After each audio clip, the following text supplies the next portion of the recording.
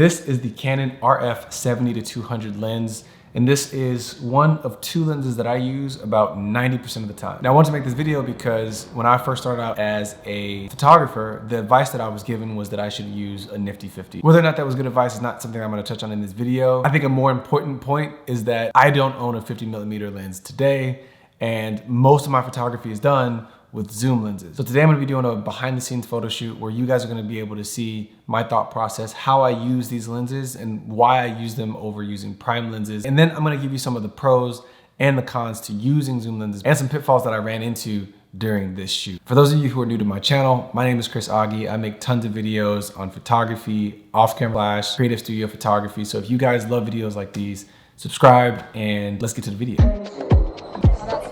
Probably get some shots like going down the escalator or... So one thing you may have just noticed with those videos that just popped up on the screen is that they aren't super sharp, and that's because I had to crank my ISO all the way up to like 2000 in order to get images that were bright enough to make sense. That's one of the biggest drawbacks about zoom lenses is that typically you'll have to raise your ISO up to compensate for your aperture not being as fast as prime lenses.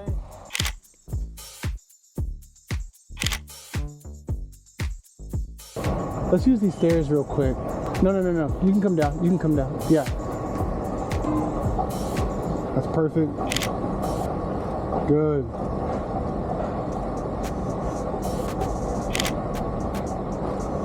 Can you, like, lean?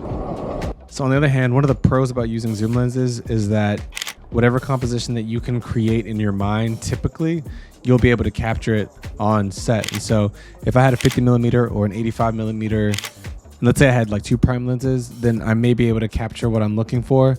But here, again, I started with the 28-70, and I love these images because you can get relatively wide with the 28-70, but I'm gonna want a little bit more compression. So you're gonna see me switch to the 70-200, and you'll be able to compare and see like what the differences are and how you can capture whatever it is that you're wanting to capture, because you have the versatility of being able to go from 28 all the way to 200 with both of these.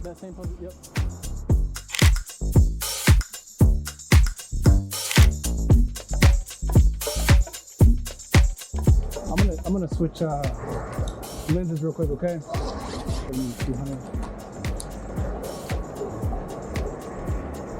All right, going to the 70-200 here. I want to see with a little bit more compression what this will do for us. Now this may be personal preference, but I love using the 70-200 and then backing way up and then zooming into 200 because it really compresses your background. It makes the image just pop in a different way.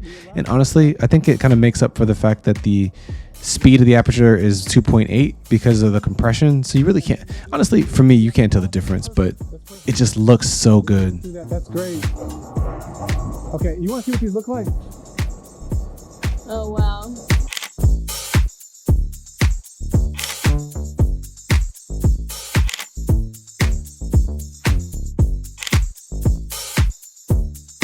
You know what? I kind of love, this isn't an elevator. I don't know what this is, but like, yeah, if you want to eat, eat this up. Let's do it. Good. Perfect.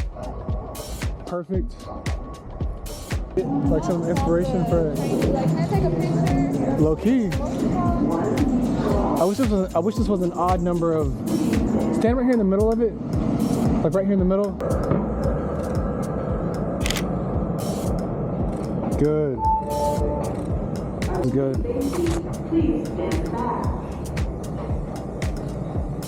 Oh, that's good. Look up that way with that. Yep. Can you stand at the opening of those two? Yeah.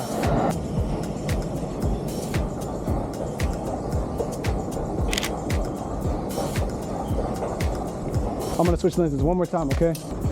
All right, you ready? Another big drawback about some of these zoom lenses, I'm sure you guys understand this, is that these lenses typically are a little bit more expensive than the prime lenses because of all the elements that go into building them.